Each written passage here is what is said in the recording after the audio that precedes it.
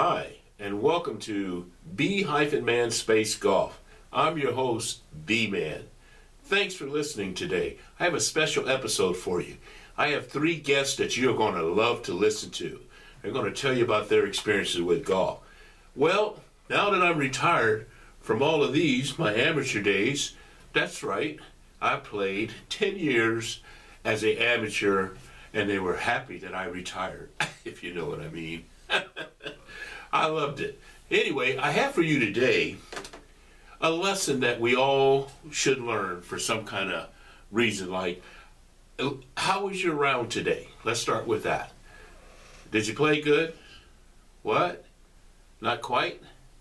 Maybe we need to explore some of that and figure out what some of the problems are in that area. How are you helping your handicap? Well, let me explain what I mean. Helping your handicap depends on what tee boxes you're playing from and how good your game really is. So, are you helping your handicap or hurting your handicap? Let's explore that. Here's what I'm looking at. This is not mine. Maybe you heard it, maybe you haven't. But what I need you to do, we're going to need a calculator for this one. I have mine right here. We're going to calculate some numbers, okay? The numbers that we're going to calculate are based on your driver and your 7-iron, okay? There's 18 holes of golf that we play, correct? All right. Out of the 18 holes, you know 4 of them are par 3, so you're not hitting your driver on those. So let's find out first, what is your average drive of your driver? How far do you hit it? All right. Let's use me, for instance. Now, my drives go at an average of 240 yards. So, I'm going to multiply 14. Remember, there's 4 par 3s? I'm going to multiply 14 times 240. As I do mine, I want you to do yours, and then you tell me what you get for you. All right. Take your average drive. If I multiply 240 times 14, that says 3360. So that's 3,360 total yards, and that is with my driver. Now, I'm going to multiply my 7-iron and see what I get. Okay, so now the 7-iron is going to be a little bit different. I want you to multiply the 7-iron times your average distance with your 7-iron, only this time it's going to be times 18 holes. Okay, so here we go.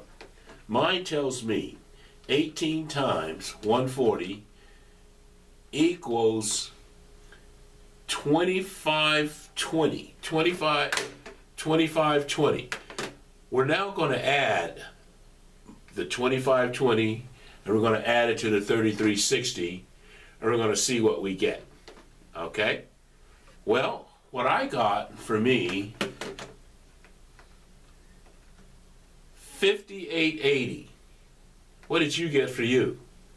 The 5880 represents the tee box that I should be playing from. That's right. I don't need to go back on the tips with the boys anymore. My game does not support that. If you're playing from 62, 64, even further, just because that's where they want to play from, the tips, and your handicap is 20 or 25 or up, you're playing the wrong tees.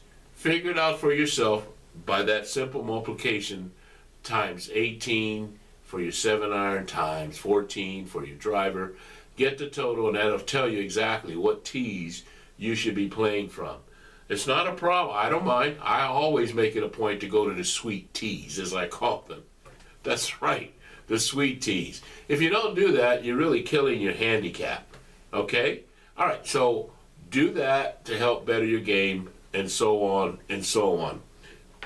I'm going to give you my YouTube station I want you to go to, because this is where a lot of the help that I give you is. It's on B-Man Space Golf. If you do that, I have some two-minute drills for you to do. There's tons of videos, and you might even see this podcast at my YouTube station. Can't promise anything, but you might. You never know. So anyhow, today I'm going to be talking with people at the club. all right? And, you know, it's not a bad club. It's the former home of the PGA of America. It's Dunedin Country Club. Nice track.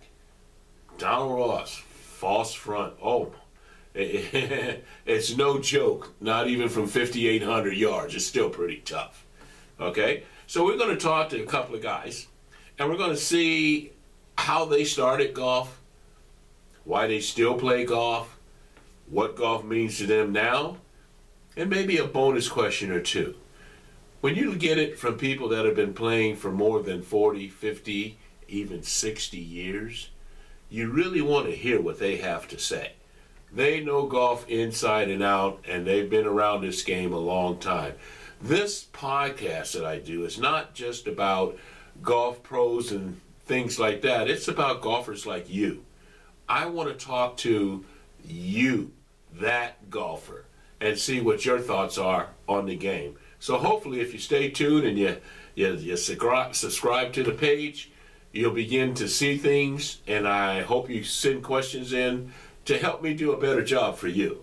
After all, this show that I do is all for you. Okay, so let's sit back and relax and listen to what the gentlemen have to say.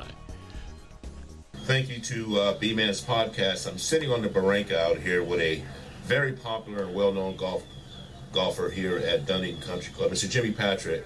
Jimmy, welcome to the show. And I wanted to ask you a question, if I would. You just put it in your own words.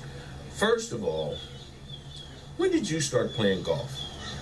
I started playing golf the summer after I dragged my father's bag at 10 years old through a couple of the public courses in St. Paul, Minnesota. And I started caddying the following summer at Minnetonka Club in Minneapolis.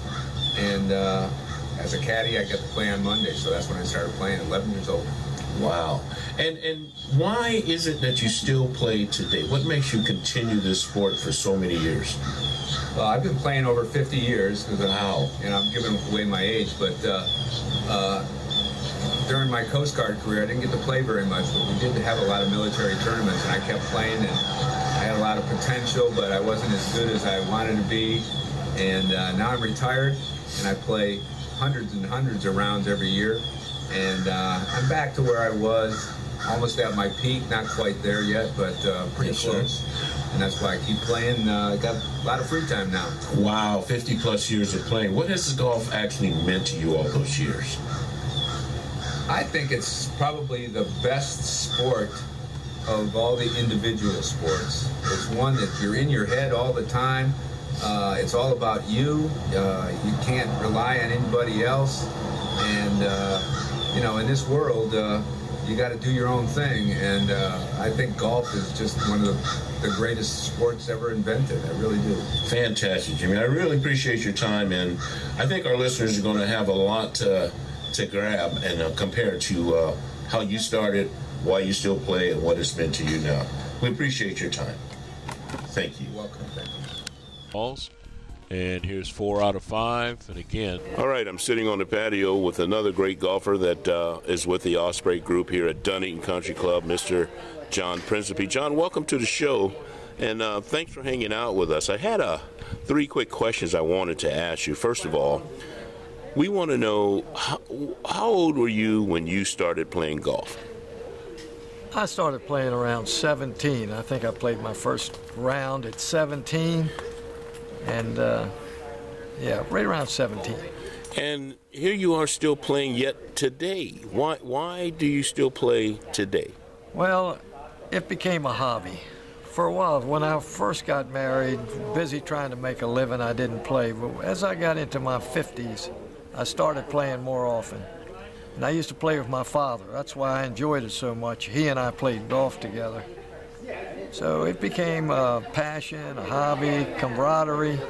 Has a lot of benefits. You're outside. So I enjoyed it.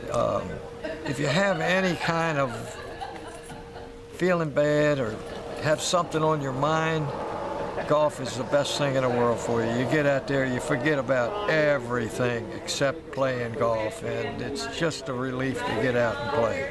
Now, I know how wonderful it is for a lot of us that we play here. We're so fortunate to be able to play 18 holes at the former home of the PGA, Dunedin Country Club. But other than this club, what's the best golf course you've ever played? Well, I never played any real good golf course. This is the best one, and this doesn't count, you're saying. I played just cheap public courses. Something that was inexpensive because I didn't care that much about the quality of the course. I just enjoyed getting out there and hitting the ball. But down here, I played Fox Run. That's probably the best one I've played down here. All right, that's not a bad course, Fox Hollow. I know. Fox Hollow. In Trinity, Fox Hollow, that's a great course. So all these years, John, 16 to now, what has golf meant to John Principe? Well, it's giving me a purpose, especially when you get older. Instead of sitting on the couch, you're trying to think of something to do. You know, a particular day you're going to get out and you're going to, no matter what the weather is generally, you still get out and you play. So it's just getting out, having something to do, having a purpose. And I think more people play golf will probably see it the same way I do. It's just good. It's good for you, and it feels good when you get out there. Being out in the sun, any kind of conditions, battling the elements, trying to best your friends. It's just pretty cool. Well, I tell you, for better than 60 years of playing golf, I bet you have seen a lot. If you had to give some of the listeners out there a tip about golf, it doesn't matter if it's a beginner, intermediate, or advanced player, what tip would you give a golfer? You're asking somebody who really doesn't take lessons, but I think you've got to stay still over the ball. You can't be moving a whole lot when you're trying to hit the ball. Just try to concentrate, stay still, make contact, and turn.